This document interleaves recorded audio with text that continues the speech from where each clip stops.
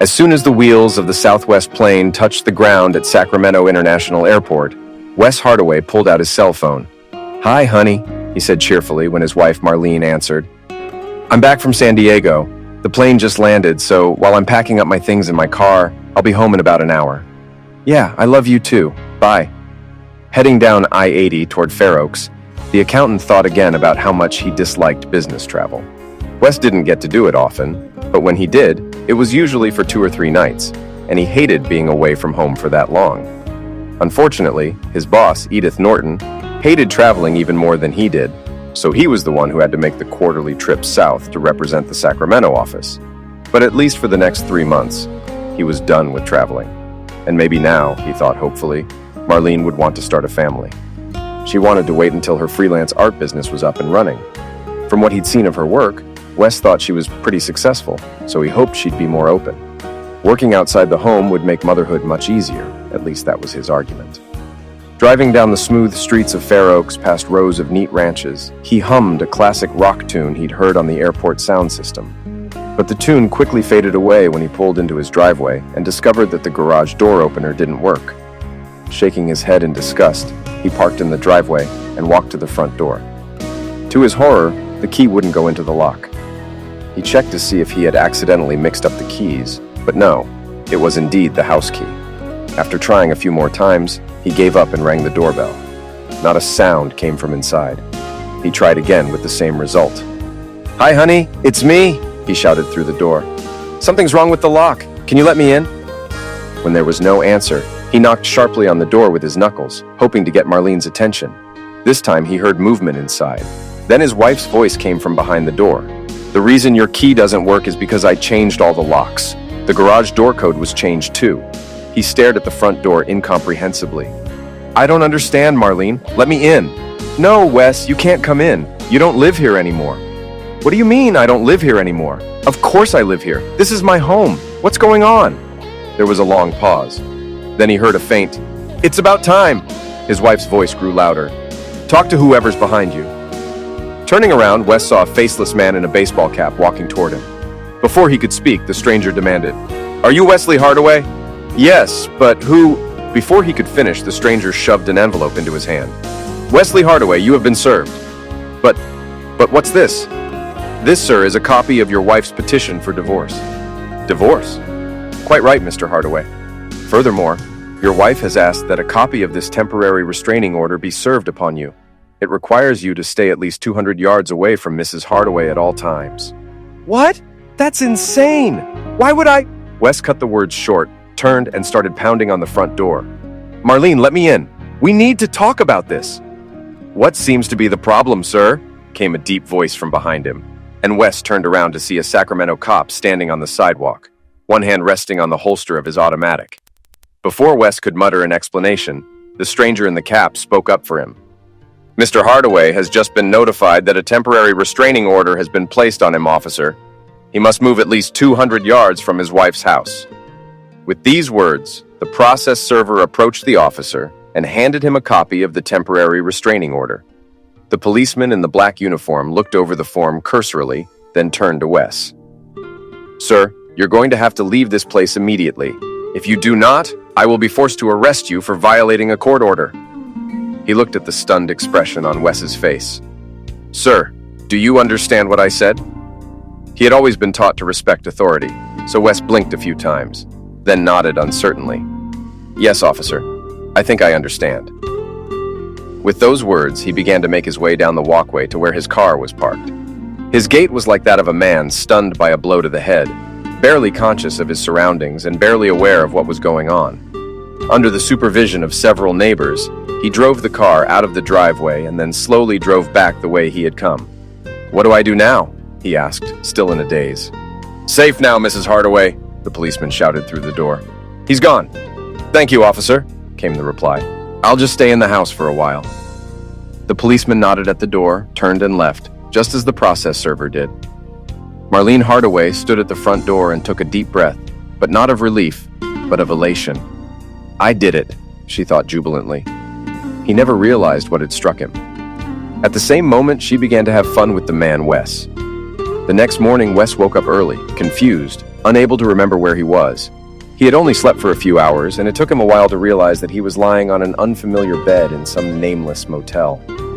The whole thing felt like a dream, or rather, a nightmare. All afternoon and evening, he pondered what had happened when he got home, trying to make sense of what had happened. When that failed, he started going over everything he could remember about the past days and weeks. It was maddening. He couldn't remember anything that could have caused his wife to react this way. Immersed in idle ruminations, he set them aside to ponder his current situation. The good news was that since he was traveling, he had his shaving kit with him. The bad news was that all the clothes he had brought with him were dirty or wrinkled. And I can't go home to get new ones because I'm locked out. And then an even more depressing thought struck him. With this damned restraining order, I'll probably have to hire a lawyer to even buy a clean suit. He glanced at the cheap clock on the nightstand and saw that it was too early to try to call the law firm.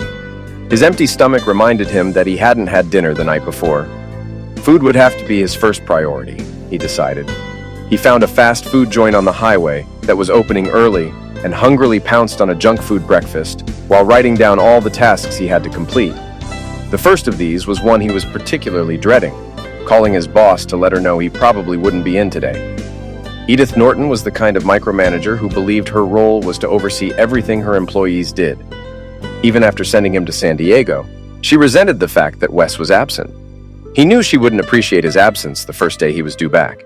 He returned to the motel and called Edith's number ahead of time, hoping to dispense with the voicemail. But sure enough, she answered on the second ring. And her reaction was exactly what Wes had feared. He'd planned to blame his absence on a cold, but she'd refused to accept that explanation. So unable to come up with an alternative excuse, he'd been forced to admit the truth. She was not satisfied with the headlines and continued to question him until he was forced to detail the whole horrific event. Her response was less than sympathetic. She kept saying, "You must have done something that made your wife act like that." The only way he could convince his boss to let him stay was to warn her that without a change of clothes, I'd probably stink up the whole apartment. She snickered and reprimanded, but finally agreed, warning him, "You'd better be at work tomorrow in clean clothes." He cursed under his breath and quickly hung up. Having finished with this unpleasant business, he set about finding a lawyer. There was no shortage of law firms in California's state capital, but most of the larger firms didn't even list family law in their practice. Helplessly scrolling through online listings, he decided to look for Best Family Law Attorney in Sacramento. But when he called the recommended firm, he soon discovered that Marlene had already contacted them. Wes tried several more recommended firms to no avail. None of them could even meet with him for several weeks. Finally desperate, he set out to find a small firm, hoping its attorneys wouldn't be too busy. The first place he called was Winston Samuels and Associates, and he was pleased when the receptionist informed him that Mr. Samuels had some free time that afternoon. He made an appointment, but after hanging up the phone, he began to wonder why the lawyer wasn't busier. Nevertheless, he decided to act. "I need to find some help right away," he said to himself. After doing the first two things he did, he sat down in an uncomfortable motel chair and thought about it. Looking at his wrinkled pants, he didn't feel like trying out the motel laundry room. It'll probably be easiest to buy a change of clothes for tomorrow, he decided. This prompted him to check his bank account. He was relieved to see that his last paycheck had been deposited into the account while he was out of town. Then he remembered his meeting with Winston Samuels. I wonder how much it will cost. He quickly checked the money market account that he and Marlene had jointly maintained and was horrified to see that there was $1 left in it. Heck! I can understand her taking half, but to clean out the whole account is just wrong, he raged. He finally cooled down enough to add that to the list of things to discuss with the new lawyer. The next task was to drive to the Target store in Arden and do some shopping. He managed to find pants and a shirt suitable for the office. Then he added socks and underwear. After putting the purchases in a large red Target bag, he impulsively decided to drive to his house. Driving slowly down the block, he tried to peer into the windows to see any signs of life. Seeing none, he drove sadly back to the motel, stopping only to grab more fast food. After a lonely lunch in his hotel room, Wes drove downtown to the address of the law firm he had called. The firm was located in an old office building a few blocks from the Capitol Mall. After studying the directory in the lobby, he took the elevator to the 6th floor and walked to a glass door with an old-fashioned gilded sign that read, Winston Samuels and Associates. When he entered and introduced himself, the receptionist invited him to sit down and then disappeared through the door. A few minutes later, she reappeared and asked him to follow her. The woman led Wes to a corner office and opened a door labeled Winston Samuels, Attorney at Law. The man who shook his hand looked to be well into his 60s, with short gray hair slicked back and wire-rimmed glasses hanging over his ears. Well, Wes thought, at least he looks experienced. Encouraged by the lawyer, Wes quickly recounted what had happened at his house and then handed him the papers the process server had given him. Samuels took his time going through them, then looked at Wes carefully. "Very good, young man. What would you like me to do for you?" Wes threw him a pleading look. "Perhaps you can somehow get this restraining order lifted. If I could meet with Marlene, I'd try to talk her out of it. She's lost her way and I don't even know what's wrong." Samuels interlocked his fingers, then turned to look out the window. After a few seconds, he turned back to his new client and leaned forward again. "If I may, I'd like to share a few thoughts with you." Wes nodded, and the man began to list his considerations on his fingers. First, in California, you cannot prevent a divorce if the other partner wants one. To put it bluntly, your wishes don't matter. Second, by locking you out of the house, your wife has made it clear that she does not want to discuss her decision with you. Third, she reinforced her wishes by obtaining a restraining order that effectively precludes her from seeing you at all, except in the presence of her attorney. Fourth, by seizing your joint bank account, she is trying to pressure you into agreeing to the divorce as quickly as possible. We will eventually recover your half of the funds, but she is hoping you will feel the financial pressure sooner, especially with your additional living expenses. Don't forget, you are still responsible for the mortgage, utilities, and other expenses necessary to maintain the home, even if you don't live in it. Finally, you need to know that your wife is not off the hook, as you put it. She's been planning this for a long time. "How do you know that?" muttered Wes. Samuels looked at him calmly. "Getting a restraining order isn't something you can do in a day or two. She had to hire an attorney a while back.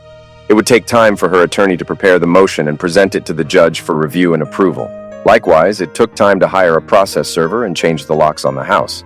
Obviously, she had it all meticulously planned out in advance." Wes sank into a chair. "She never once hinted to me that anything was wrong." He shook his head in bewilderment. "She even confessed her love to me when I called from the airport." The older man didn't respond in any way. Wes sighed. "Well, I guess I'll get a divorce then." He shook his head angrily. "But I'd still like to know why. Why did she decide to end our marriage without even discussing it with me?" Samuels shook his head. "I can't say anything about that, but I may be able to refer you to someone who can. There is a detective agency whose services our firm engages on a regular basis. They are efficient, effective, and reasonably priced. In addition, they are convenient. After all, they are on the same floor of this building as we are. I'd be happy to contact them on your behalf if you wish." "You're damn right I will. I want to find out what's going on." The lawyer picked up the phone and asked the receptionist to contact him. A few minutes later, she knocked on the door and peeked inside. "Trevor can see Mr. Hardaway as soon as you two are done." Half an hour later, Wes was standing outside the Sacramento Confidential Investigations Office. He noticed that the door bore the same gilded lettering as the attorney office. Reluctantly, he knocked on the door. Almost immediately, a trim, middle-aged man in a tracksuit and slacks opened it. "Come in, Mr. Hardaway," the man greeted him. "I've been expecting you. I'm Trevor Samuels, head of the SCI division." "Nice to meet you," Wes replied politely and shook the man's hand. Then he paused. "Did you say Trevor Samuels? That's the same name as—" The detective grinned. "Yeah, I'm Winston's brother. We both went to law school, but Win got his law degree and I got my debt badge after I left the police force. He and I developed a mutually beneficial partnership." Noticing the hesitation on Wes's face, he hurried to continue. "But don't let that put you off. I spent 25 years as a detective in San Francisco before going out on my own, so I know what I'm doing. Now, get back to my office and let's talk." The detective listened in silence as Wes told his story. "Your brother says I can't stop this divorce," he concluded. "But I'd like to know what's really going on. It's bad enough having your whole life turned upside down, and getting ambushed like this is just salt on the wound. It's so humiliating that she locked me in the house and gave me a protection order. I want to know why she did all that." The detective nodded prudently. "I can certainly understand that, and I'm sure we can give you answers as to why she did what she did. But I don't need to investigate anything to guess why she took that protective order." Assuming you're honest with me and you never hit or hurt her. No, definitely not. I would never do that, Wes muttered. In that case, I'm sure your wife is laying the groundwork for her future at your expense. Wes threw him a confused look. When her friends ask her about the divorce, the detective explained, all she has to say is, I don't really want to talk about it, but I had to issue a protective order on Wes. From now on, you're the bad guy. Everyone will think they know why she locked you up and filed for divorce. Your reputation will go down the toilet, and she, the holy of holies, will never say a word against you. Wes's mouth dropped open. I can't believe she could be that evil. Trevor nodded. She set things up very cleverly, Mr. Hardaway. Now the only question is why. I think I'll be able to answer that question pretty quickly, probably as soon as a week from now. That would be great, Wes replied, shaking his hand. For the rest of the day, Wes did everything the lawyer recommended to protect his financial affairs.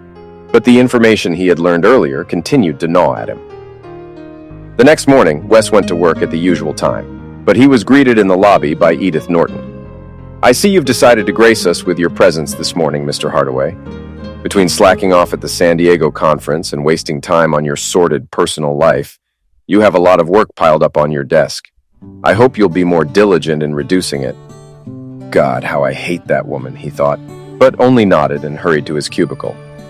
By skipping lunch and working hard, Wes had actually managed to do a decent amount of damage to the backlog of work, but all his concentration evaporated in an instant when Trevor Samuels called late that night.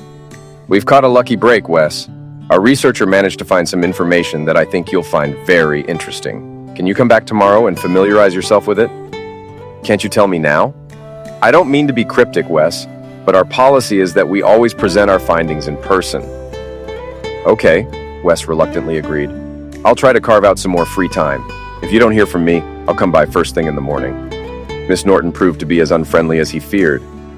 Mr. Hardaway, I don't care what goes on in your home life. You can't just take off work whenever you want. I've been generous with you so far, but if you insist on taking tomorrow off, it must count against your vacation. Is that understood? Yes, ma'am, he replied sullenly, not the least bit concerned about losing a vacation day. What do I care about the vacation I had planned to spend with Marlene? It isn't going to happen anyway. When Wes walked into the office the next morning, Trevor Samuels was in high spirits. We're in luck, he told his client. Come on in and I'll show you what I'm talking about. He led Wes over to his desk and turned the computer screen around so Wes could see it. The detective clicked on a file and a strange, distorted image of Wes's house from across the street appeared on the screen. Don't worry about the picture, Trevor reassured him.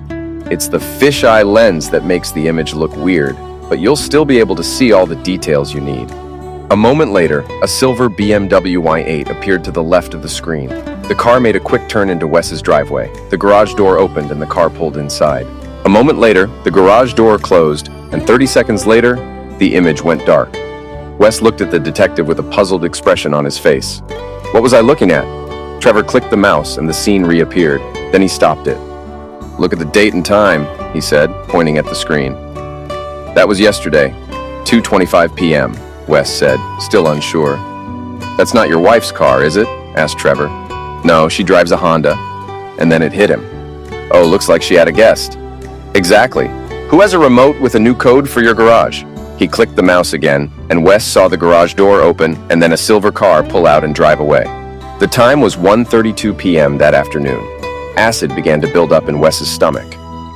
Well, I guess it didn't take her long to find a new friend. Trevor wasn't done. He fiddled with the mouse and selected another file. When it started playing, Wes wondered if he was looking at the previous video.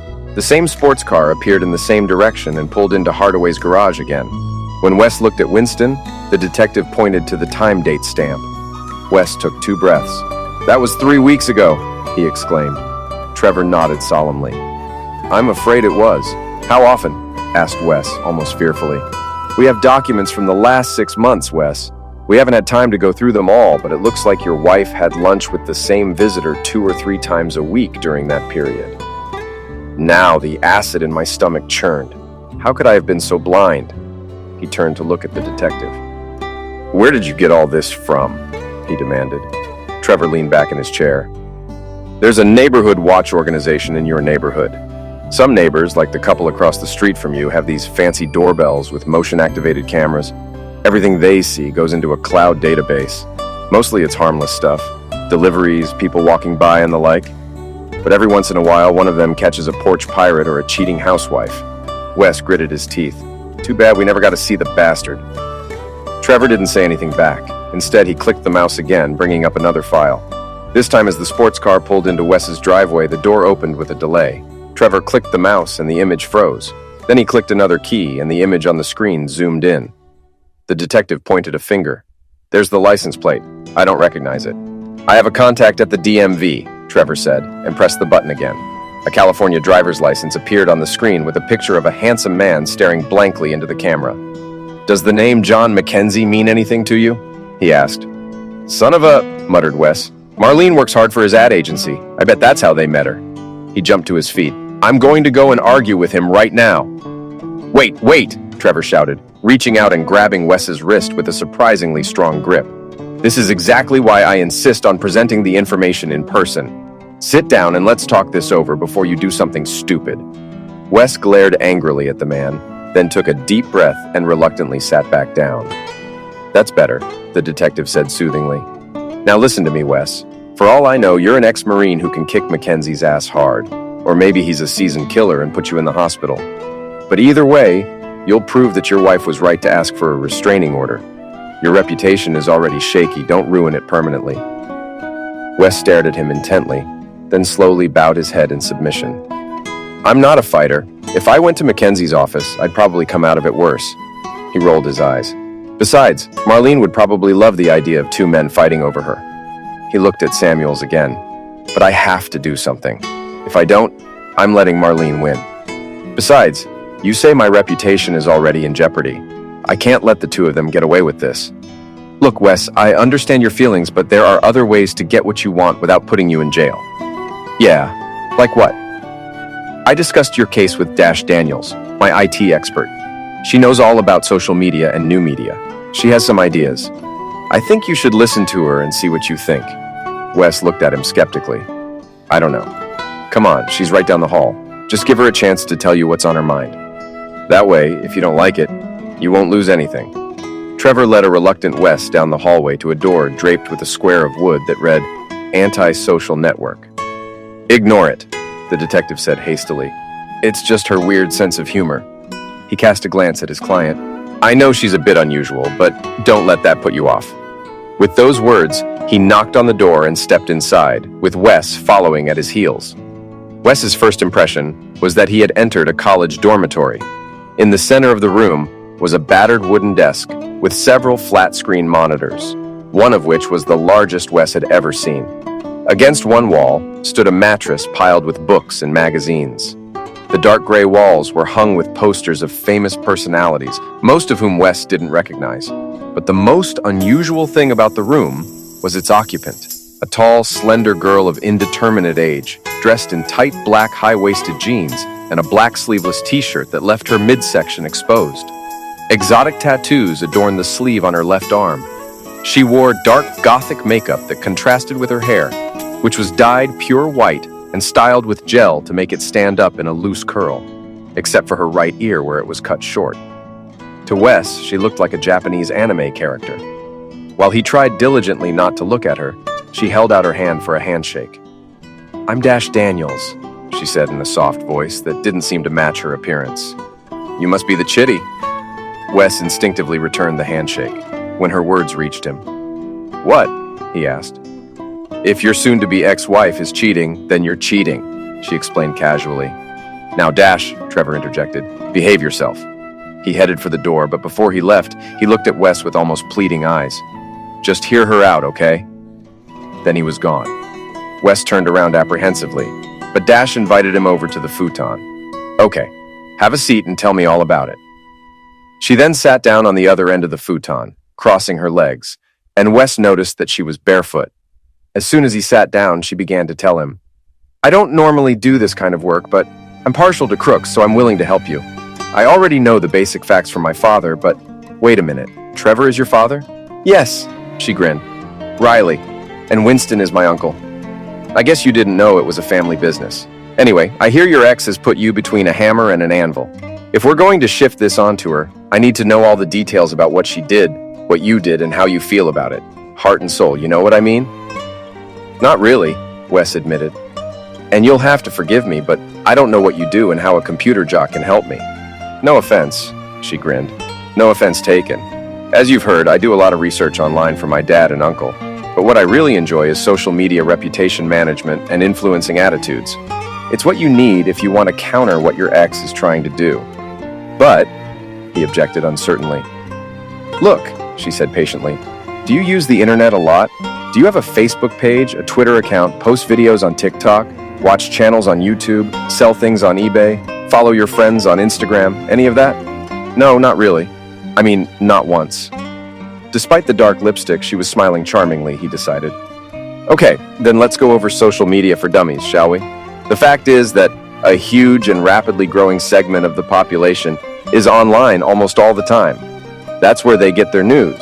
That's where they meet people. That's where they find entertainment. It's all invisible to people like you, but to those who do, the reach and impact is enormous. She saw the doubt in his facial expression. Do you think I'm exaggerating? There are people on YouTube who make $6,000 a year playing video games. There are thousands of small companies that don't have stores or factories, but make a lot of money selling goods through Amazon. There are giant companies whose most influential spokespeople are not movie stars, but internet personalities. It goes on and on. There are concepts, images, music, and phrases that permeate society, and unless old media picks them up, you'll never know about them. Conversely, there are celebrities and public figures who are praised or reviled solely on the internet, and their success or failure depends on how the Twitterverse reacts to them, if we're talking about just one medium. But what does all this have to do with me? To tell you the truth, I don't know yet.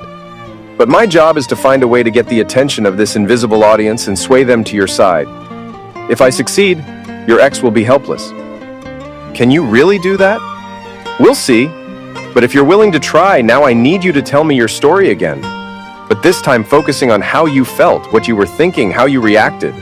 Those are the levers that move people. Emotions, not facts. Wes hesitated for a moment, then shrugged. What have I got to lose? For the next hour, he told his story from a different, sometimes painful perspective. Start from the moment your plane landed, Dash asked. Tell me what you were thinking, what you were saying when you called her.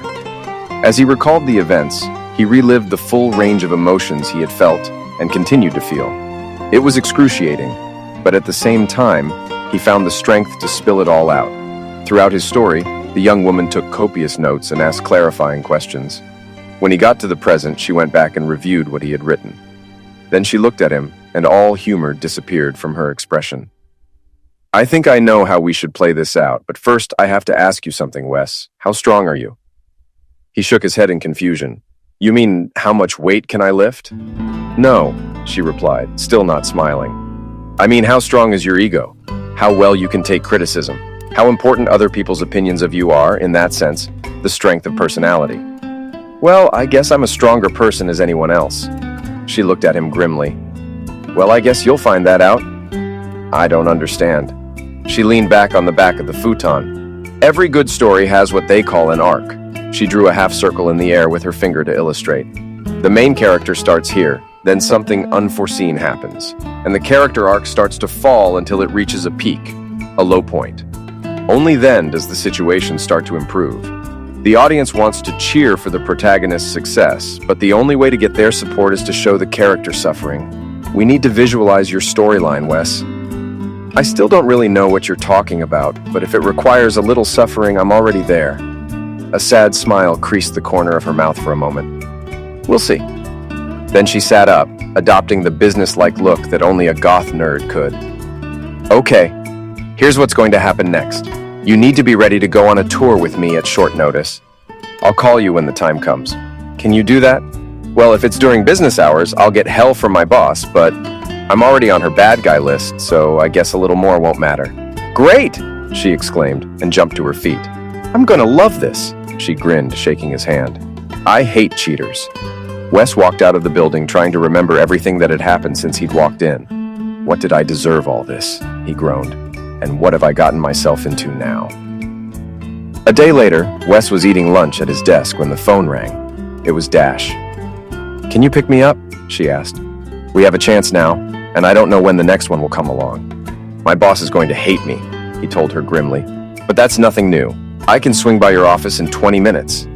Miss Norton was indeed annoyed by Wes's request, but since he had a lot of work piling up, she reluctantly agreed. But remember, all that personal time is deducted from your vacation, she shouted at his back as he walked toward the door. When he reached the building he'd mentally come to refer to as the Samuels building, Dash was waiting for him on the sidewalk, dressed in leggings, a white top, and flip-flops. You have a new closet, he joked, but she ignored him. We're heading to your house, she ordered, and he threw her a sharp look. You know I can't be there, especially with Marlene home. Don't worry about that, she reassured him. My father saw her leave just before I called you. He'll keep an eye on us while we're there. Okay, so what are we going to do? Break into the house? Nothing that dramatic. You have to replicate the crime as best you can. The crime? What happened when you got home from the airport? Okay, and what will you do? He inquired. Oh, I'm going to film the whole thing, she nonchalantly informed him. What? Why? It's simple, Wes. We need to give your fans a backstory before we sell your storyline. He shook his head in confusion. Fans? I don't have fans, she grinned. Not yet. No. But don't worry about that now. Right now, I want you to tell me again how you felt at every turn during this whole encounter. Tell me what emotions did you feel? Well, when I pulled up to our house, I was probably excited to see Marlene. Then when I couldn't get in the door, I was upset and a little angry. And when she said she had locked me out, I was stunned. I guess moving so quickly to confusion and depression threw me into a state of shock. I couldn't understand what was happening to me. I was so stunned, I couldn't even figure out what to do. Everything else, the process server, the restraining order, the police, it all just added to the confusion and despair I was feeling. Wonderful, she exclaimed. Now when we get to your home, I want you to tell us step by step what happened. We must see all the emotions you have just described to me. Do you think you can do that? I don't know, he said doubtfully. I'm not a very good actor. I don't want you to act, she told him. I want you to repeat what you did and remember your feelings, that's all. Don't worry, I'll walk you through it. Now, give me your cell phone. She did something with it, then reached into her pocket and pulled out an unfamiliar gadget. Take this Bluetooth earpiece. I can use it to talk to you while you replay what happened. They reached his neighborhood, which seemed deserted. When he pulled into his driveway, Dash helped him remove the earpiece and carefully hid it out of sight. Then she called him on her cell phone. Speaking softly, she motioned for him to get out of the car and walk to the front door. When he looked back, he saw Dash on the sidewalk with a second phone in her hand, filming him. Don't look at me, she said. Go try to walk into your house like you did before. Wes turned away and walked out onto the porch. As he tried in vain to open the house with the key, he felt himself remembering that day, and his mood soured. Ring the doorbell, Wes, he heard, and pressed the button, remembering how frustrated and confused he felt. Now knock on the door, he heard, and knocked hard on the door with his knuckles, feeling the growing irritation of not being able to get into his own house. Marlene's yelling at you through the door. She says she changed the locks and then she drops a bombshell. She wants a divorce. Wes staggered back, remembering how stunned he'd been. He remembered not only what she had said, but the venom in her voice. He tried to contradict her, but she didn't hold out. There's a process server following you, a voice in his ear prompted. And as he turned, Wes saw Trevor Samuels wearing a low-crowned cap walking toward him with a sheath of papers in his hands. He handed Wes one copy and then began to read from it. The typed text made no sense, but Wes stared at it as if it contained his death sentence. He turned toward the front door. He heard it pound and started pounding on the door with the heel of his palm. The policeman is telling you to leave, Wes. He turned around, but no one was there. In his mind, however, the words of the menacing policeman sounded like a judge's ruling. Without any prompting, he dropped his hands to his sides, lowered his head meekly, let out a defeated sigh, and began to make his way back down the walkway in front of the house. His legs were so heavy, he struggled to get to his feet. His happy little world had just been shattered, and he saw nothing but pain and sadness in front of him. Go to the car, Dash's voice reminded him, and he slowly made his way to the car door. Without looking up, he climbed in and lowered himself into the seat. You were great, Wes. I got some really good shots, Dash enthused, getting into the passenger seat. He started the engine and began to drive out of his neighborhood and back downtown. But there was the cop there, he began. We don't need him, she waved him away. He wasn't in the picture. Besides, no one but you and Marlene knows about him. She reached out and squeezed his shoulder. That was amazing, Wes. You really got into it. Can we not talk right now? The pain in his voice was obvious, and she jerked her hand away sharply. She stared out the window the rest of the way, but once or twice she cast an oblique glance at him. By the time they got back to Samuel's building, she'd already made her decision. "Park in the parking lot," she told him, and when he threw her a questioning look, she said, "You're coming with me." She led him into her office and gestured for him to sit on the futon. She then disappeared through the door and reappeared a minute later with 2 bottles of beer. She sat down next to him and they drank in silence. When they finished, she took 2 more bottles. Only after they had drunk almost all of the second bottle did she try to talk to him. "You're really into this, aren't you?" she asked. He stared off into the distance, then sighed. "Yeah, I guess I did. It all came back to me from there. The shock, the confusion, the despair. I guess I never dealt with it all." She nodded. "I'm sorry to put you through all that, Wes, but honestly, your reaction will have a real impact on the audience." He took another sip and looked at her. "I still don't see how any of this is going to help. I'm going to use this video to start the downhill slide of your storyline. Then I'm going to send you even lower. Only then can we bring it all back to a happy ending." His face took on a bitter expression. "So what you're promising me is blood, sweat, and tears, huh?" "Exactly," she glowered. "But remember, it's all over for the British in the end." "Yes, but only because they had America on their side." She nodded and smiled even wider. "Yeah, and you have me on your side. It wouldn't even be a fair fight." Then she stood up. "But that can only happen if you get out of here now and let me do some work." "Okay, Dash, I don't know why, but I have faith in you." He stood up as well. "Anyway, thanks for the beer." She stepped closer and, to his surprise, gave him a quick hug. "Hang in there, Wes. I know it's hard right now, but things will get better, I promise." As he drove back to the motel, he found himself actually feeling a little more hopeful.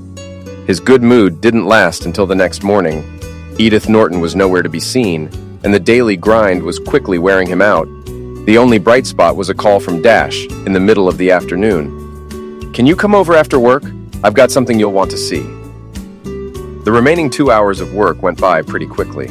When he entered Dash's office, she sat him down in one of the chairs behind her desk and then unfolded a large monitor in front of him. "To understand what I'm doing, you'll have to watch a little YouTube first," she explained. "Ever heard of Gossip Girl Gertie's Back Fence?" "No, should I have?" "You definitely should have. Gertie has one of the most popular channels on YouTube right now. Let me show you." An advertisement for beauty products appeared on the screen, and Dash waited impatiently for a chance to skip ahead. When she did, the screen immediately showed an image of a middle-class backyard edged by a white picket fence. The background music of a large orchestra sounded. A sign in the sky read, "Gossip Gertie's Back Fence." Suddenly, the scene switched to a set with a desk with the same white fence in front of it. Behind it sat an improbably dressed hostess in an obvious 1950s-style blonde wig. Her clothes were of the same era. "Oh, how nice to see you!" shrilled the woman. "I'm Gertie the Gossip Girl, and I just found out the juiciest gossip ever.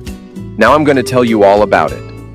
With those words, she began listing gossip, people's life stories, fashion and beauty tips, product recommendations, and more. Behind her, the screen filled with charts and videos illustrating each segment. After a few minutes, Dash paused the program. "Okay, I think you get the idea. What do you think? Is this her hobby?" "A hobby?" Dash snorted derisively. "It's her full-time job. Can she do it for a living?" "Advertisers pay very well for appearances on successful YouTube shows." "How well?" "Let me put it this way. The host of a show that has 1 million subscribers can make a little over $50,000 a year." He whistled. "50,000? Not bad," she grinned. Gossip Girl Gertie's Back Fence averaged about 100 million subscribers last year. 100 million? Wait, that means she gets 5 million a year. He stopped, stunned by the amount. Dash walked around the table and sat in another chair in front of the flat screen. "Here's the thing. To be successful, a show like this requires a constant influx of content. Obviously, most of it comes from publicists, advertisers, and promoters, but Gertie needs more if she wants to keep all her subscribers. That's where people like me come to the rescue. Every once in a while, I'll suggest a story she thinks she can use. If she likes it, her program will carry a lot of weight in terms of influencing her audience. That's exactly what I'm going to do with your story. Push it to her so we can get your attention." "So why would she be interested in my story?" "It's simple," she said. "I'm going to make you the symbol of every heartless man who has ever cruelly abandoned a wife or girlfriend. I'm a quitter, not a dumpster diver. Not in my version. Here's the footage I put together, as well as my proposed script for Gertie.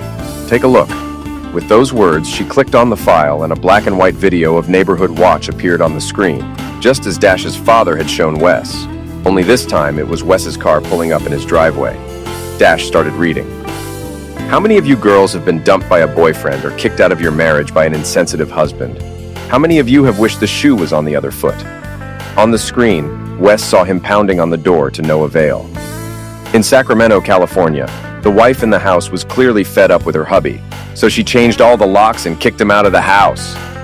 The scene changed to a view from the sidewalk, obviously shot with a handheld camera. The footage began with a long shot and then zoomed in on a distraught Wes.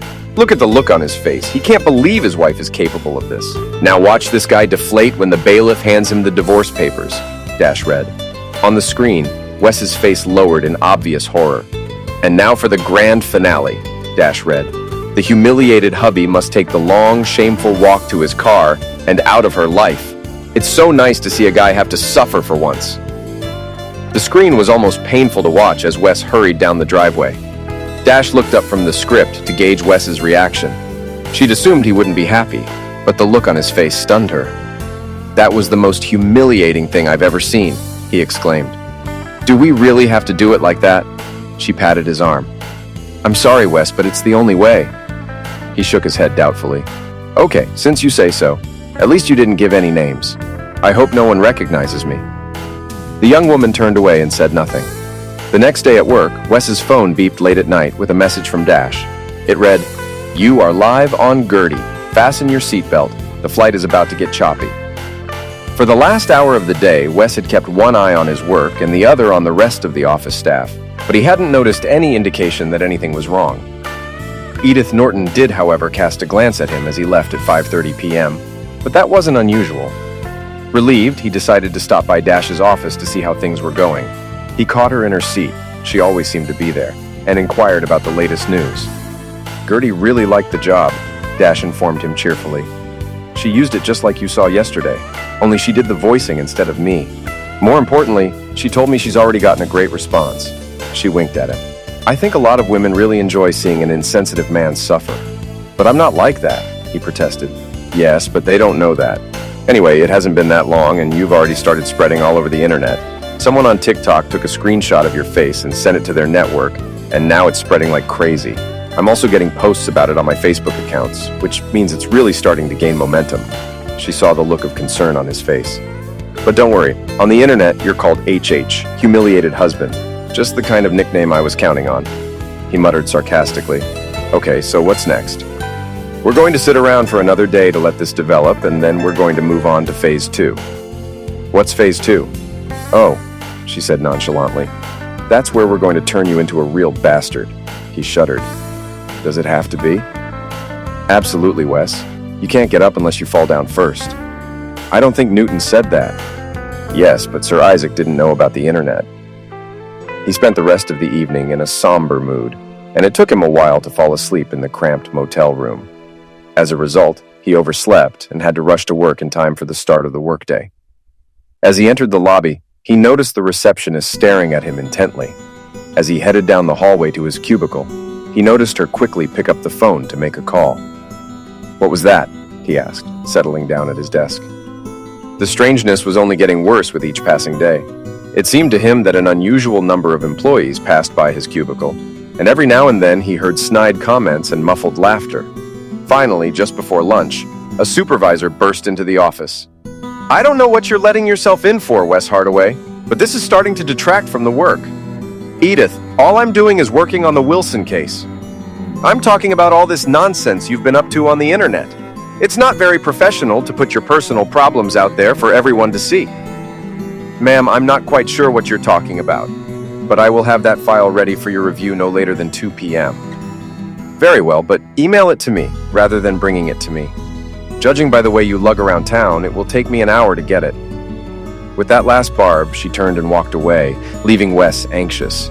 If that Neanderthal computer saw me, this damn story must be everywhere, he groaned. For the rest of the day, he kept his nose out of his work, trying to be as inconspicuous as possible. It didn't help. One day when he needed to go to the restroom, he saw a group of co-workers standing in the hallway. From the crowd of people, a summer intern who had been shoved by someone in the group nervously approached Wes. "Mr. Hardaway, some people want me to ask you if your initials are HH." As Wes stared at him in shock, the entire group erupted into laughter, and all Wes had to do was hastily remove himself to the relative safety of the restroom. When it was 5 in the evening, Wes hopped out of the office and sprinted past the other employees to his car. Then he drove straight to the Samuels building and hurried over to Dash. "What did you do to me?" he demanded when she let him in. "I've been going to hell all day. All the employees know it's me, even my boss." "I'm not surprised," she replied easily. "Wes, you've achieved a very rare result. You've become a meme." "A what?" "A meme is an image on the internet that people associate with some idea or emotion. That clip of you walking away humiliated has already been picked up and used thousands of times. Wes, you're the poster boy for a man humiliated by a woman." He sank down in his chair, wrapping his arms around his head. Dash walked over and knelt in front of him. "Wes, I have to warn you. It's going to get worse, much worse.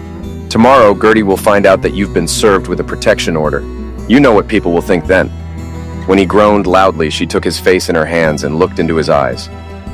"I know this is going to be very hard for you, but I promise you that the lower you fall now, the higher you'll soar when it's over. Right now, you just have to be strong. Can you do that?" "Oh God, Dash, I'll try. I don't really have any other choice now, do I?" Marlene. A little before noon the next day, Jack Mackenzie rolled his silver BMW into the driveway of the Hardaway house and parked it in the garage. After making sure the garage door was closed, he entered the house and went in search of his lover. When he found Marlene, she was sitting at her computer, frowning. "Did you see that?" she asked, pointing to the screen where Gertie Gossip Girl was showing Wes retreating down the path that had become infamous. "How the hell did they get that tape?" He glanced over his shoulder at her and grinned.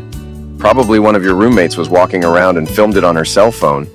He started rubbing her shoulders. "But who cares about that? Truth be told, it makes Wes look like a complete idiot, and you're the smart one for getting rid of him." "I guess you're right," she nodded. "But I can't help but feel sorry for that poor jerk. Look at the pain on his face." Wes. The next day started out a little better for Wes. He was still being stared at as he walked to work, but the novelty of the situation seemed to have passed. "I'll get over it," he decided.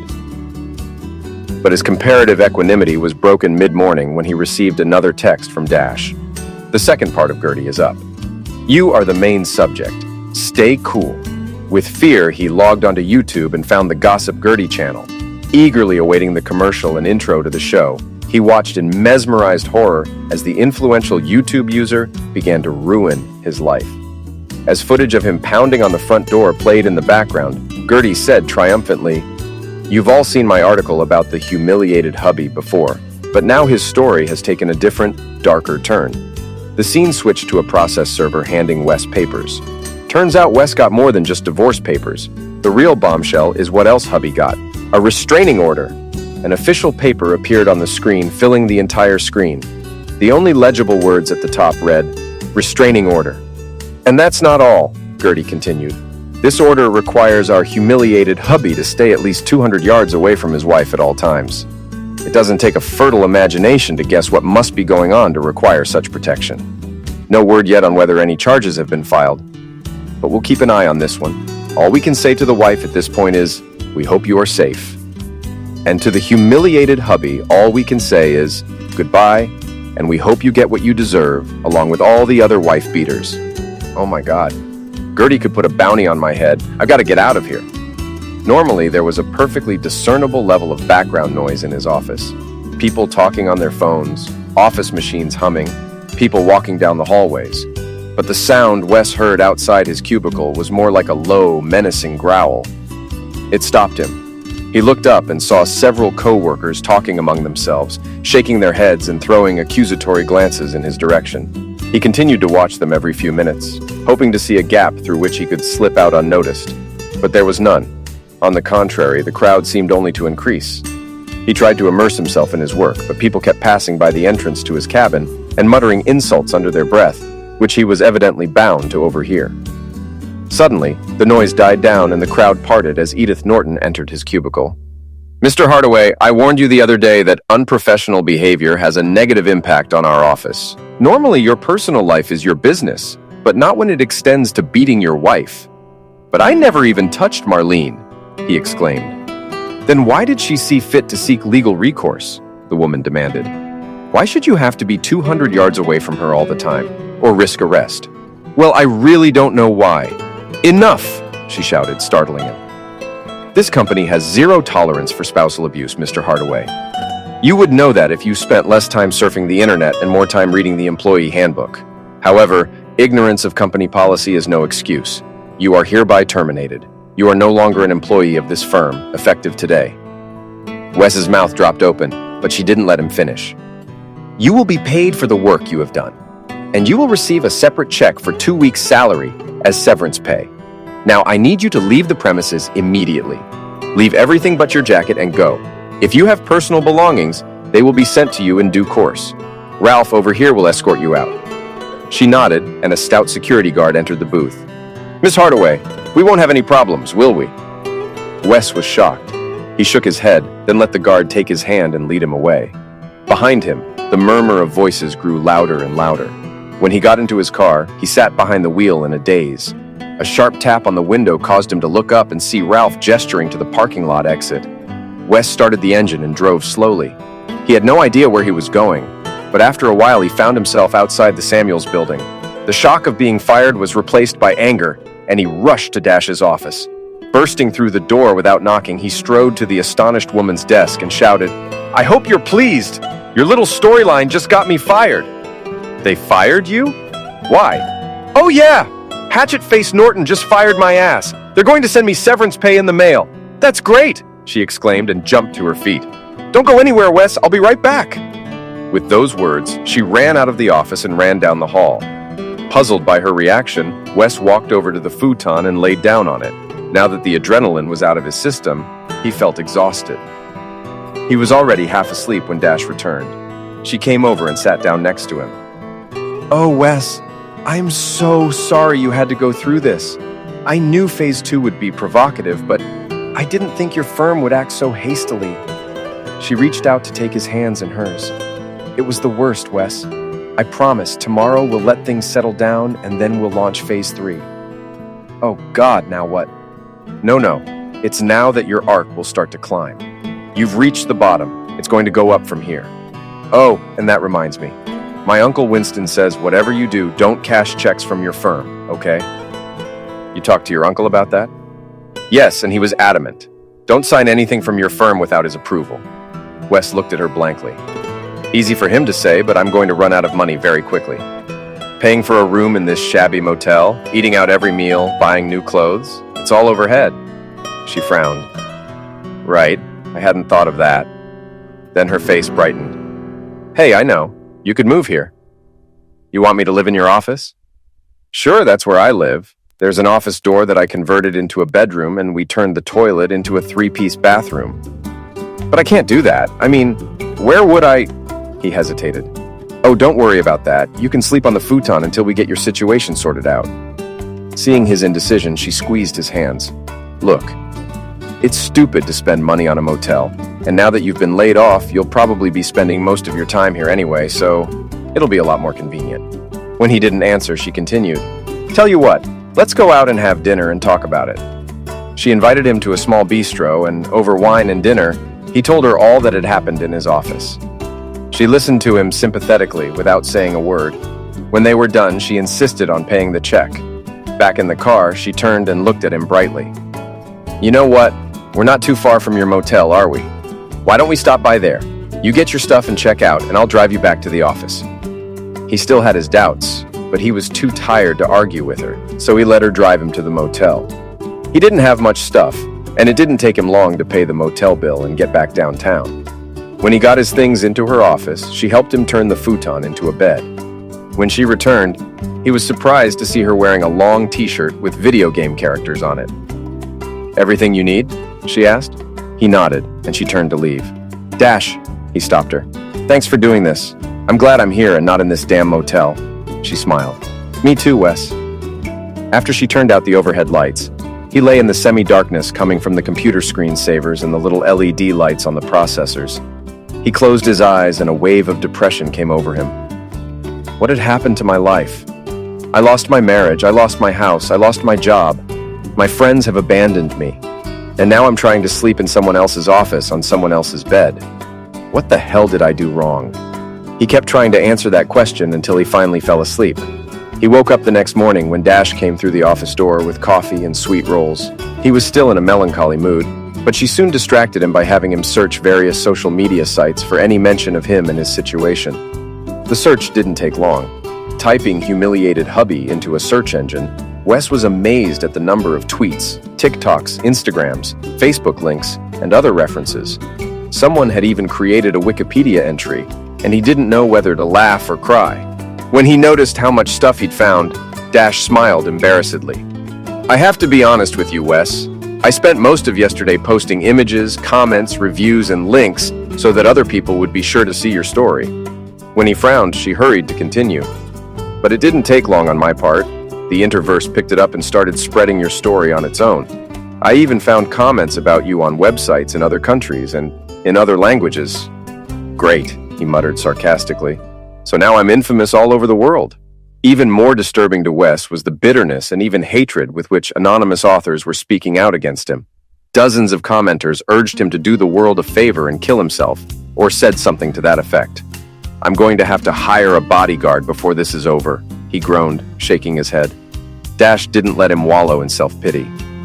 The farther you fall now, the higher you'll bounce when you get back up, she promised. I hope you're right, he said dejectedly, because right now I'm dropping like a stone.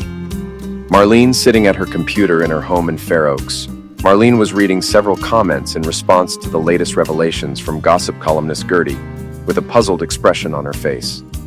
She called her lover, Jack. This Wes thing has really gotten out of hand. I want to get rid of him, not destroy him. He never hit me or done any of the things these people on the internet accuse him of. I almost feel like I should say something. No, he said sharply. You have to let it all develop as it is. All this publicity will make your divorce go smoothly. Plus, you'll probably get a better settlement, and when we publicize our relationship, it ensures that no one will say anything negative after your horrible experience with Wes. Our friends will say you deserve a chance at a little happiness. We couldn't have come up with a better scenario. You really think so? Absolutely, baby. Wes has a huge bullseye painted on his chest, and there's a bunch of people who want to take a shot at him. He'll never recover from getting shot at. Wes. After lunch, Dash got a phone call, and when she realized who it was, she put it on speaker so Wes could hear. Hi, Gertie, it's good to hear from you. Did you take the latest information about the humiliated hubby well? She asked, winking at Wes. Good reception, girl. That story blew up all over the internet. It's the best you've ever sent me. I've gotten 50,000 new subscribers in the last day. Any chance you have anything else on this story? Perfect timing, girlfriend. I'm just about to get some material together. I should be able to send it to you by the end of the day. If you like it, you can use it on tomorrow's show. Really? What have you got this time? You won't believe this, but what if it turns out that humiliated husband isn't such a bad guy? Are you kidding me? Really? With those words, Dash outlined the new material she had prepared. When she was done, Gertie was delighted. Gosh, what a twist! My subscribers are just going to go crazy. Tell you what, let's make this into 2 episodes, even more use. Send them both to me as soon as possible so I can start promoting. When the call ended, Dash turned to Wes cheerfully. Are you feeling a little better already? It's good that Gertie liked it, but we still need to see how her subscribers react. He bestowed a wry smile on her. Though I have to admit, I'm starting to feel a little more hopeful. Dash worked through the evening, putting things together the way she wanted them to be. Wes continued to monitor various social media for late responses, but for the most part, he stayed out of Dash's way, letting her go about her business. When she was finally satisfied, she uploaded the package to Gertie. Only after receiving a thumbs up from Gertie in response did Dash relax and turn her attention to Wes. I don't know about you, but I'm starving. How about we order a pizza? I've got some more beer in the fridge so we can relax and unwind. Sounds good. When they were done eating, he stretched and looked at his temporary roommate curiously. How did you and Gertie become such good buddies? We met when we were freshmen at the California Institute of Technology. California Institute of Technology? Yeah, looking at Gertie on YouTube, you'd never guess that she once wanted to be an electrical engineer at some high-tech company. What about you? Oh, I majored in computer science, but never finished. Something else happened, and I dropped out and never went back. He realized from the look on her face that she didn't want to go into details, so he tried another question. Where did you get a nickname like Dashes from? Did you do any running or anything like that? She shook her head and grinned. Actually, Dash is short for Dashiell, which is Dashiell Hammett. My father has always loved detective novels, and he's a big fan of The Thin Man and The Maltese Falcon. Wes nodded. Okay, what about Daniels? Where did it come from? The smile faded from her face. Daniels is my ex-husband's last name, she spat out. Oh, wow, I'm sorry, I didn't mean to open an old wound. She shook her head. No, it's fine.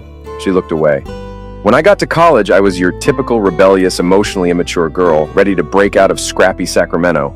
Joey, that was his name, was a real bad boy, and I was stupid enough to get involved with the type. He got me into all sorts of nasty things, parties, all the usual nonsense that kids that age do. But I was crazy about him. When the school year was almost over, the thought of separation became too much, and we ran away. My father was very upset, but he desperately wanted me to get my degree, so he found us an apartment in Pasadena and helped with expenses. I didn't realize that Joey was spending most of that money on bad things. I also didn't know that the rest of the money he was spending on someone he found, but it all became clear the day Joey walked in on us with that dyed blonde and said he and her were leaving. She looks like she's having dental surgery, Wes thought, looking at Dash's face. It really hit me hard, she continued. I kind of went over to the dark side. There was no money, I had to pay rent, and I was living on the streets for a while. Luckily, my dad found me and brought me home. It took me a long time, but I picked myself up, found a job I can support myself with, and here I am. That sounds just awful, Dash. I'm really sorry you had to go through all that, and I'm even more sorry I brought it up. No, it's okay, it was so long ago, I've gotten over it. She paused. And if you're wondering why I kept his last name, I did it because I didn't want that creep to be able to erase me. I wanted my last name to be a constant reminder of what he did. She made a dismissive gesture. If it were over again, I'd probably go back to the last name Samuels, but I'm used to it by now, so whatever. It must have been so painful for you. Yeah, but at least I can honestly say I understand what you've been through. Impulsively, he stood up, walked over and hugged her, and after a moment's hesitation, she reciprocated. Well, aren't we a couple? She laughed sadly as they parted. The next day, the two of them were sitting in front of Dash's big flat screen when the new installment of Gertie's Gossip was due. Wes was impatient about the slow loading time, but Dash reassured him that it was probably due to network congestion. Those little teasers she posted on Instagram must have generated a lot of interest. Finally, the familiar image of Gertie at her fence table appeared, and it was obvious that the network personality was struggling to contain her enthusiasm. I have good news for you today, gossip lovers. The saga of the humiliated hubby has taken a startling new turn. An image appeared on the screen behind her, taken by the doorbell camera in front of Wes's house. Here's the house you've all seen before, the house of the humiliated hubby. And look, a silver BMW pulls into the driveway and then into the safety of the garage. Gertie paused abruptly. But not before we get the license plate. Who does this car belong to, you ask? A publicity photo of Jack McKenzie, head of the McKenzie agency, appeared on the screen. Isn't that nice? Mr. Jack McKenzie, whose ad agency buys so much art from the wife of a humiliated hubby, has come to comfort the poor woman, to help her through her divorce. But wait, let's go back and look at the time and date on this surveillance tape. She pointed sharply at the corner of the screen behind her. That's 3 months before Mrs. Hubby filed for divorce. And guess what? It looks like Mr. McKenzie was comforting the distraught lady several times a week during that entire time. Behind her, the screen showed one image after another of a sports car pulling into the garage. I'm not judging Mrs. Hubby for fooling around behind her husband's back. What I am saying, gossip lovers, is that there seems to be a lot more to this story than we thought. And even better, Gossip Girl Gertie has even more dirt to share with you next time. So be sure to check out this YouTube channel for our next sensational revelation. With those words, Gertie moved on to the next topic and Dash turned off the program. Spontaneously, both jumped to their feet and applauded. Wes hugged his partner tightly. That was amazing, he exclaimed. You're amazing. He stared at her for a moment as if seeing her for the first time, then leaned in for a kiss. After a moment's hesitation, she responded fervently to his kiss. In an instant, the mood went from elation to passion. But no sooner had the temperature risen even higher than there was a knock on the office door, and the couple hastily pulled away just as Winston Samuel's secretary poked her head inside. "I hope I'm not interrupting. I was looking for—" "Ah, there you are, Mr. Hardaway. Mr. Samuels was hoping to have a word with you if you're not busy." "No, of course not," Wes replied hastily. "I'd be happy to meet with Mr. Samuels." Wes cast one last glance at Dash, then followed the matron down the hall to the lawyer's office. Winston Samuels was already waiting for him and led the young man into his office. "Since you have chosen our firm to represent you, I was very interested when my niece informed me of your dismissal." He tilted his head toward Wes. "I believe she relayed my recommendation that you not cash checks from your former employer or sign any other materials they might send you." "Yes, sir. She passed it on, but I didn't." "Good," the attorney continued, "because that could mean agreeing to a settlement and you don't want to accept any offers from them at this time." "Okay," Wes said hesitantly. "It's my understanding that you were fired from your job because you violated the firm's spousal abuse policy. Is that correct?" "Yes, sir. My former boss explicitly made that clear to me." "Is there anyone else who can confirm that?" "I can probably give you at least half a dozen names of other people who were there and heard what she said." "Great. Assuming that's what happened, I've prepared a lawsuit on your behalf against your former firm for wrongful termination. You did not insult your spouse." Wes shook his head vigorously. "And they had no reason other than malicious gossip to believe otherwise. Furthermore, the way you were publicly fired and escorted off the premises slandered your good name. The firm should be held accountable for that as well. Finally, I have reviewed the online version of your firm's employee handbook and have concluded that your supervisor did not follow company procedure in terminating you. Accordingly, I believe that you have a strong case for legal action. With your permission, I would like to file a lawsuit seeking $10 million in aggregate damages from the firm. Does that seem fair to you?" Wes sighed. $10 million? Yes, sir, that sounds very fair to me. Do you think we can get that amount of money?" A smile flashed across the older man's lips. "I think we have a good chance, but we'd have to go to court to get it, and that would probably take 3 to 5 years. Wes's face lowered, but Samuels continued.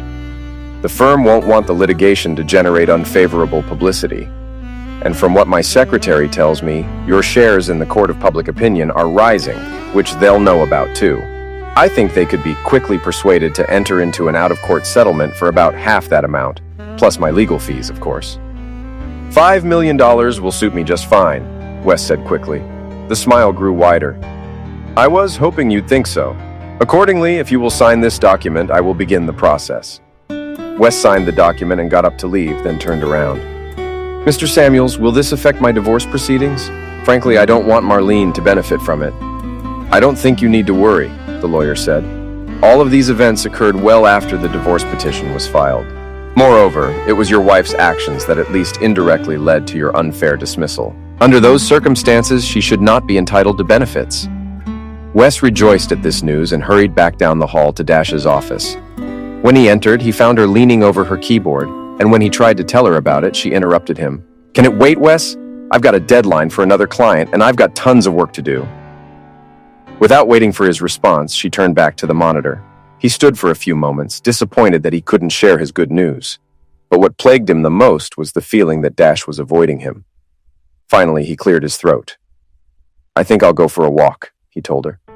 Receiving no reply, he turned and left the room. Walking down to the street, the young man headed in the direction of the Capitol Mall. When he reached it, he turned west and walked along the sidewalk until he reached the Tower Bridge, where he stopped and stared at the Sacramento River. It wasn't the view that occupied his thoughts, however. Damn it.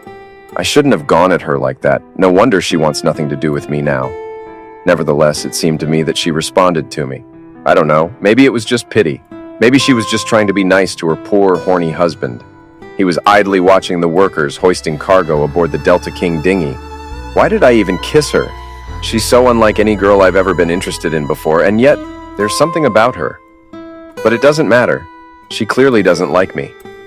I'm just a customer, nothing more.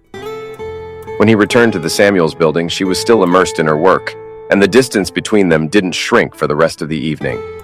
Marlene.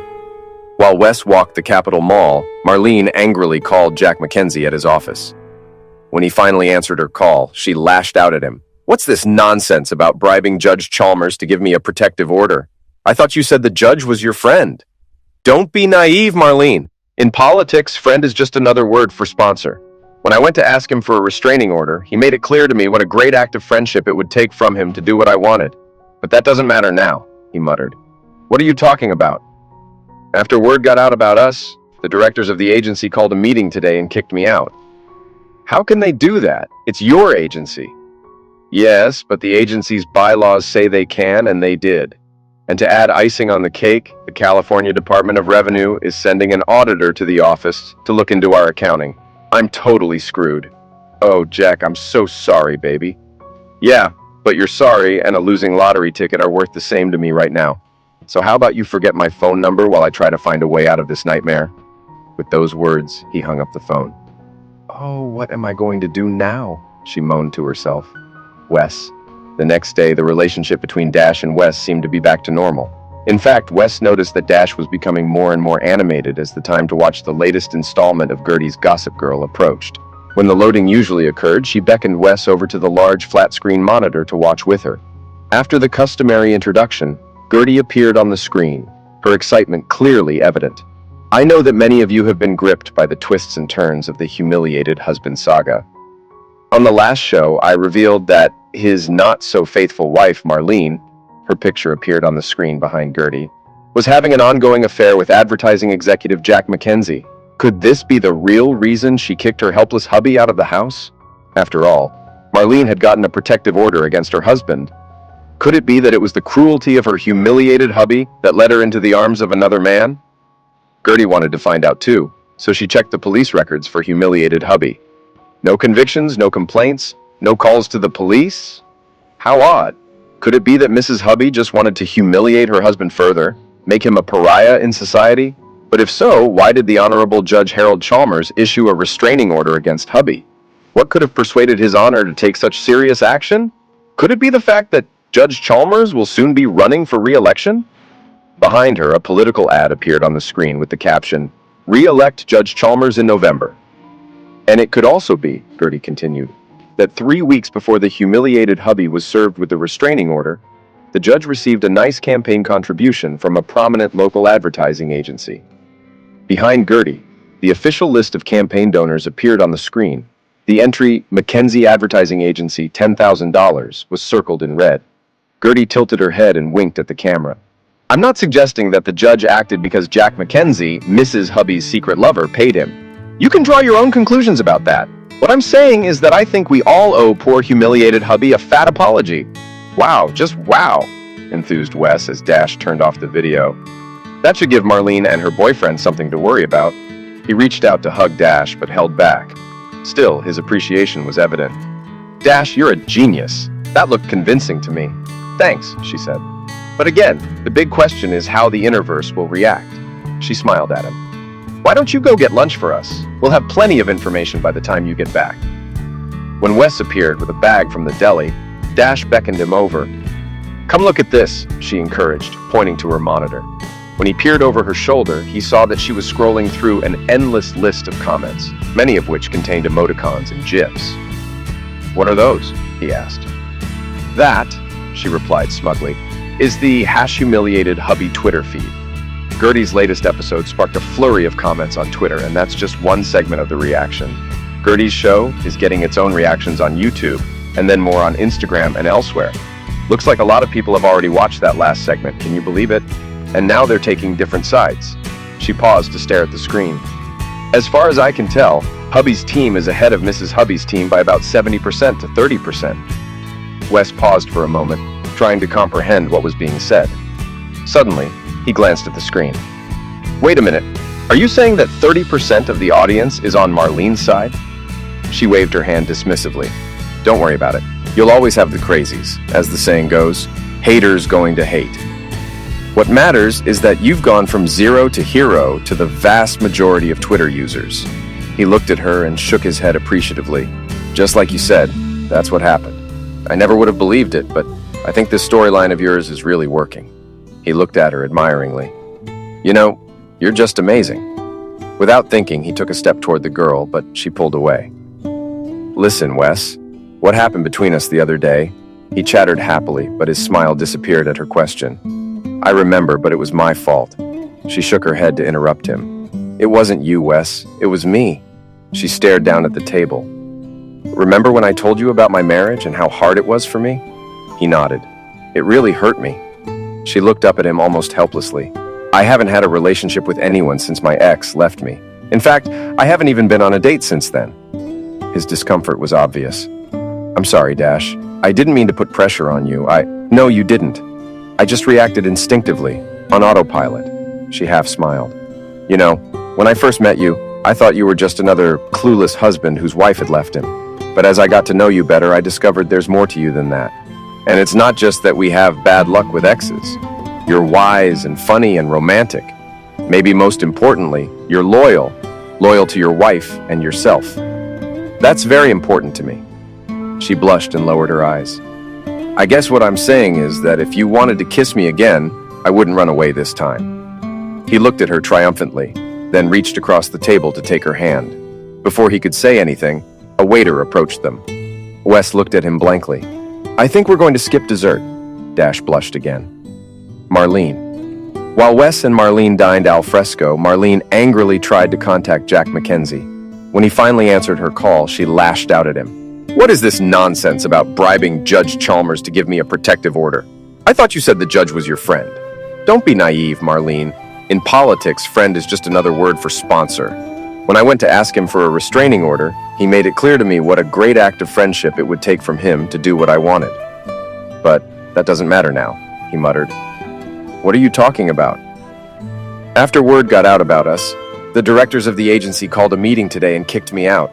How can they do that? It's your agency. Yes, but the agency's bylaws say they can, and they did. And to add icing on the cake, the California Department of Revenue is sending an auditor to the office to look into our accounting. I'm totally screwed. Oh, Jack, I'm so sorry, baby. Yeah, but your sorry and a losing lottery ticket are worth the same to me right now. So how about you forget my phone number while I try to find a way out of this nightmare? With those words, he hung up the phone. Oh, what am I gonna do now? She moaned to herself. Wes. Are you sure this is where you want to go? The Lyft driver asked, dropping Wes and Dash off near the Samuels building. His two passengers were too engrossed in each other to pay attention to him. Waving hello to the night watchman, they hurried to the elevator and made their way up to the 6th floor, hugging each other tightly. Once she let them into Dash's office apartment, he reached for her again, but she fought him off. Wait here, she told him before slipping away to her bedroom. I'll just be a minute. He was checking his smartphone when he heard her voice behind him. You can come in. He hurried to her bedroom door and stopped, stunned by the sight before him. The room was lit by several candles, and in the center of their soft light stood Dash. They had had an incredibly good time that night. The next morning, he woke up early and lay on his back, thinking. After a few minutes, he got up and got dressed, being careful not to wake her. He then quietly slipped out of the house. When he returned, Dash was already awake and was getting dressed as well. When he walked through the door, she looked at him apprehensively. What's the matter, Wes? She asked. Where did you go? I just needed to take a walk and think for a while. What were you thinking about? She asked, trying not to show how worried she was. He walked over and sat down across from her, a serious expression on his face. This whole experience of losing my marriage, my home, and my job has got me thinking about the future. It all seemed so clear and straightforward before. Now I'm starting to question what I want to do, where I want to live, everything. He saw the uncertainty on her face and tried to explain. You know, I'm not originally from Sacramento. My father was in the Army and stationed at Fort Collins when I was born. I grew up in Colorado Springs. After my dad's last heart attack, we moved here because my mom had relatives in California. Now that she's gone, I have no family here. Actually, I realized this morning that I have no ties to Sacramento left. He picked up his cell phone. I got a text from my realtor that she's expecting an offer on the house any day now. He stopped sipping the coffee she'd poured him, so he didn't notice the expression on Dash's face. I lost my job, of course, he continued. Not that I really liked it. Thanks to your uncle getting compensation from me, I have some time before I have to start looking for another one. And when the divorce goes through, it'll be my last association not only with Marlene, but with Sacramento. He shrugged. I mean, it's not a bad city, but it's nothing special, if you know what I mean. She managed to nod, but her face resembled a flower beginning to wilt. I've been thinking about all this, and I think I'm going to leave. Start fresh somewhere else. Maybe I'll go to the Pacific Northwest. It's supposed to be beautiful there.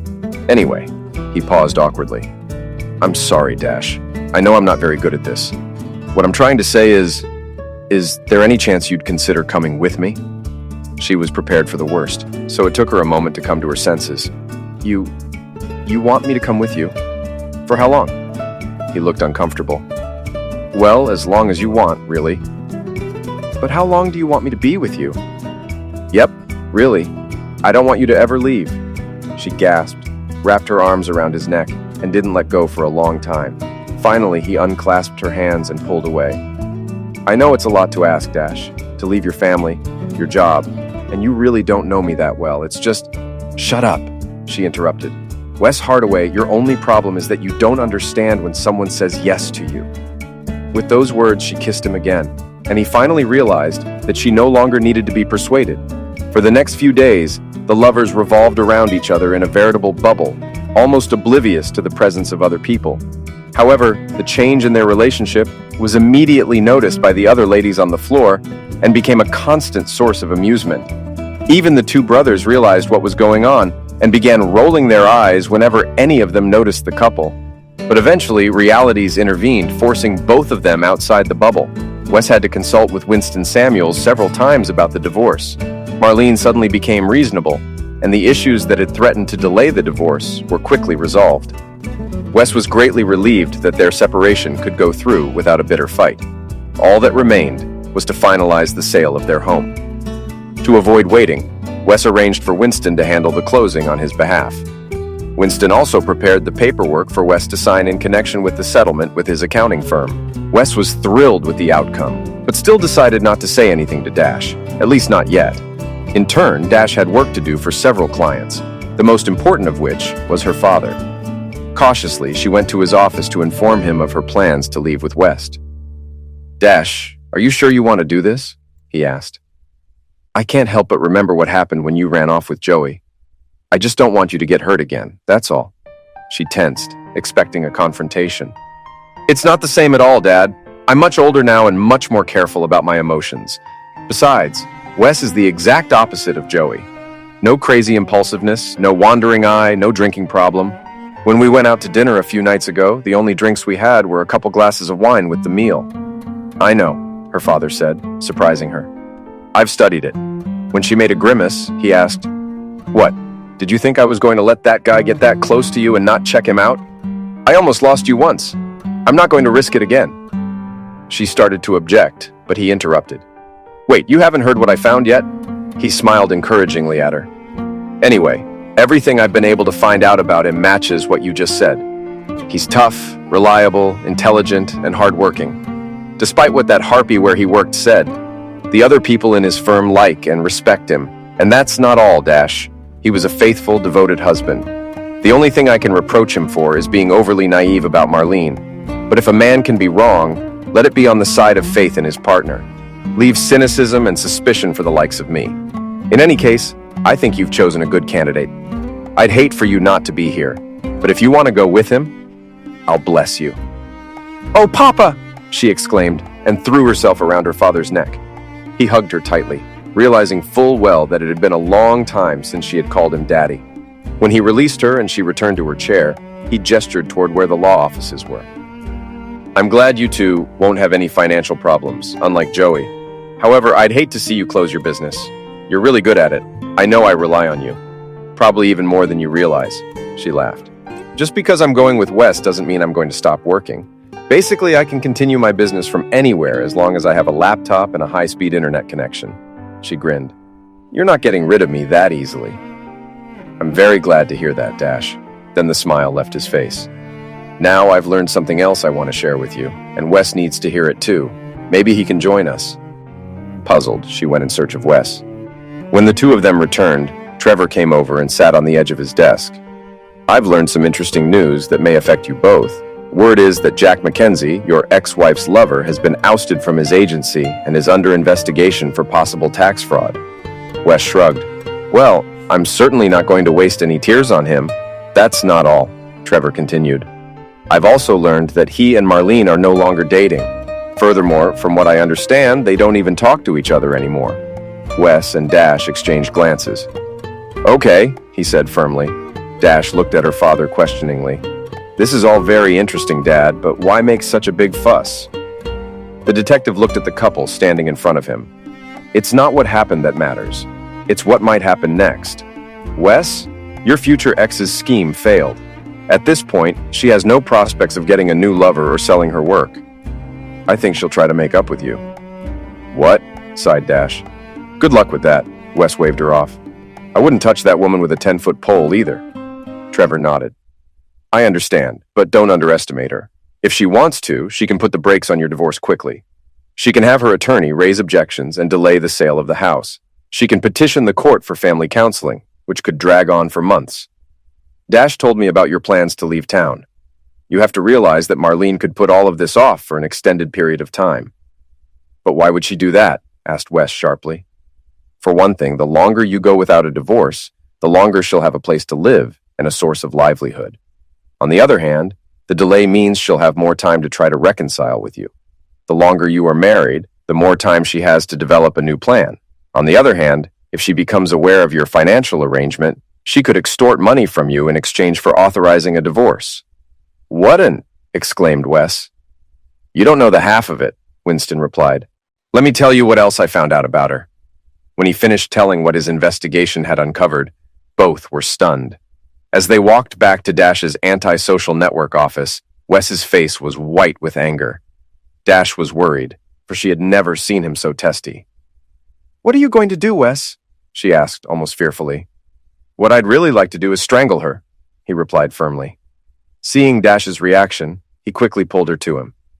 Don't worry, babe, I'd never do anything like that, but after everything she put me through, I'd like to pay her somehow. She looked at him thoughtfully. I think I know someone who might be able to help us with that. He looked at her with a puzzled expression, then broke out into a smile. Gertie! They both shouted. Let me send her a message and see if she'd be interested in another installment of the humiliated hubby saga, she suggested. It was only a few seconds before the phone produced a reply. She read it, grinned, and turned the screen so Wes could read it. I want it! I want it! I want it! Read the reply message. The two of them quickly got to work, putting the information Trevor had found into a form that Gertie could use on her show. They had been working steadily for a couple hours when Wes's cell phone rang. Dash saw the name on the display and the angry expression that flashed across Wes's face. She decided to go to the bedroom to give him some privacy, but she could still hear the angry notes in Wes's voice. When it seemed like the call had ended, she walked back out. As you suspected, it was Marlene, he told her. Looks like your father timed it right. She wants me to meet with her tomorrow at our house to go over a few final details that she says need to be settled in person. She's also dropped a few hints that make me think she really wants to talk about a possible reconciliation. I told her that I would need to get back to her. The big question is, how soon can we get this information together for Gertie, and when can she show it on her channel? If we can get it to her today, I bet she'll want to work with it right away. It might mean a late night for us, but I think it'll be worth it. Let's do it. Okay, I'll let Gertie know our plans. Great, he said. I'll call Marlene back and tell her I can meet with her tomorrow afternoon. Hopefully, Gertie will have plenty of time. Dash grinned and picked up the phone. Judging by her reaction, I don't think you need to worry. Marlene. The next afternoon, Marlene was nervously checking herself in the mirror when Wes drove up to her in a lift car. At first, she was surprised, but after a moment, she realized that this could be good for her. Worst case scenario, I'll drive him back to his apartment. Best case scenario, he'll stay the night, she calculated. By the time he got up on the porch, she was already holding the door open, not even thinking about the irony of her action. When he entered, she tried to kiss him, but he pulled away. Don't rush things, she scolded herself. She gestured for him to take a seat on the couch in the living room and sat herself in the chair across from him. So, do you have the papers we need to sign? He asked. I do, she replied, spreading them out on the coffee table. But before we get into that, there's something I need to tell you, Wes. I just need to apologize to you. I've made some big mistakes and treated you very badly. This whole divorce thing is like waking up from a bad dream. I don't know what I was thinking. I was selfish and cruel, and I don't even know why. All I know is that I wish I could somehow make it up to you. He started to speak, but she hurried to continue. I think it was the prospect of selling the house that made me realize what happened. She smiled slightly at him. We had so many happy times here when we were full of hope for the future, full of love for each other. Now I can't bear to lose that. She leaned forward, smacking her lips, a tear glistening in the corner of her eye. Wes, do you think there's any way to get that feeling back? Can't we start over? We don't have to sell the house, and honey, if you were willing to try, I'd spend the rest of my days trying to make you as happy as you deserve to be. He looked at her coldly. Let me get this straight, Marlene. You want me to forgive you for cheating on me for an unknown amount of time. Forget about the restraining order you put on me. Forget about locking me in my own home. Honey, I know I treated you horribly, done terrible things that have hurt you and ruined our relationship. I honestly can't explain why I've done those things. It's like I've gone temporarily insane. But Wes, I've come to my senses. I realize how good we were. I remember how sweet our life together can be. Please, baby, let's not throw the good with the bad. He looked at her incredulously. Are you out of your mind? He growled, and she flinched. Let me make this perfectly clear to you. I'm an accountant. I deal with assets and liabilities, and you, Marlene, are a huge liability in my life. The sooner I get rid of you, the happier I'll be. Now, if you'll hand me the papers I need to sign, I'll go. And with any luck, it'll be the last time I see you again. Shocked, she handed him the papers the real estate agent had left behind. As he took them, she noticed that a car had pulled up to the house, its engine still idling. He signed out quickly, got up and went to the door, while she tried to find anything that might give her a chance at a relationship with him. But, before she could think of anything, he turned and smiled grimly. Have you ever heard of the gossipy Gertie? He asked. She couldn't help herself, she shuddered. I think you should read her latest program. You'll find it very interesting. With those words, he opened the door and walked out to the waiting car. Everything okay? Asked Dash. He nodded and smiled. Everything's fine. When they drove away, Marlene hurried back to her computer, logged onto YouTube, and found the Gertie's Gossip channel. She watched nervously as Gertie began her introduction. Then behind her back, a computer-generated banner insert appeared on the screen. Humiliated hubby, the rest of the story. Hey, gossipers, judging by all your tweets, you all want to know more about the humiliated husband and his not-so-decent wife. Well, now Gertie has the latest chapter in the story for you. As you may recall, it turns out that Jane Doe wasn't seeking a divorce because of spousal abuse. Oh no, she wanted out of the marriage so she could have an affair with her lover. She even got her lover to bribe a judge to issue a protective order against her unsuspecting husband to make him look bad. Pretty chilling, isn't it? But wait, that's not all. Gertie wanted to know more about this conniving woman, so she did a little digging with the help of some of her admirers. You know who you are. Anyway, guess what? Jane Doe wasn't an innocent caught up in a passionate affair. It turns out that this whole marriage was a scam that she pulled off with not one, not two, not three, but 5 hapless husbands. That's right, our hero was actually husband number 5, but he didn't know it. It seems our cunning Jane Doe, let's call her Mrs. Machiavelli, had come up with a clever little scheme. Marlene's picture now took up the entire background, and it was labeled Mrs. Machiavelli. She would find a suitable sucker, seduce him into marrying her, and then divorce him when she found a richer target.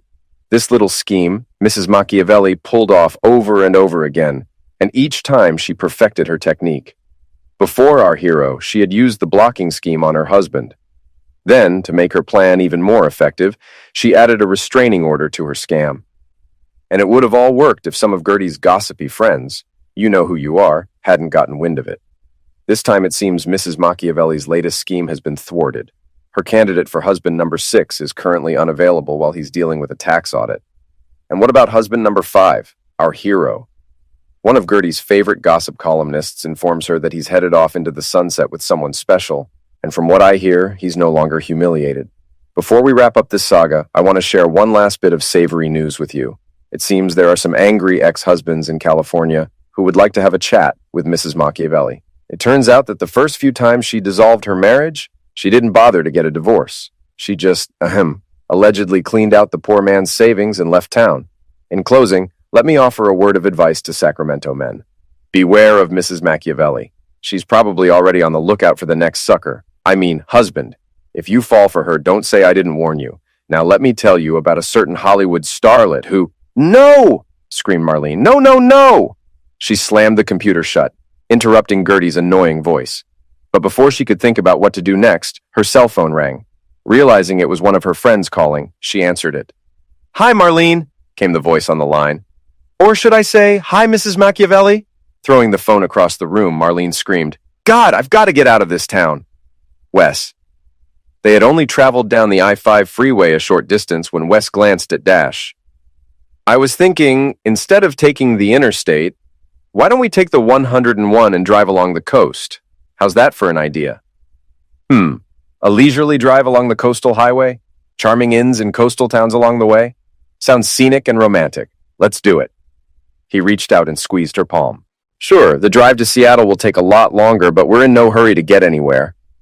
"Well, as long as we get there before our funds run out. We'll have to look for work once we get there." He looked at her oddly.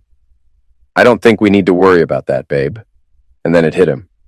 "Oh yeah, I never told you about the compensation I received, did I? You said it was good." He blushed. "Well, pretty good. $6.5 million. Her mouth dropped open. "What?" "But after Uncle Sam and the state government get their share, it'll only be half that amount." She was still stunned. "That's amazing, Wes. Why didn't you say something before?" "I didn't want you to think I was using the agreement to get you to like me." She rolled her eyes, and he hurried to continue. "Besides, it's not social media money. I mean, it's not even as much as Gertie makes in a year." She looked at him sternly. "Wes Hardaway, I don't care about the money. And as for the internet, let me worry about that. My job is to use social media to fulfill the needs of my clients." Her eyes were sparkling now. Reaching up and placing her hand on his zipper, she added, "Your job is to take care of my needs. Do you think you can handle that?" He smiled cheerfully at her. "I can handle it, Dash Daniels." Thanks for watching. I hope you enjoyed it, so subscribe to my channel and watch the next.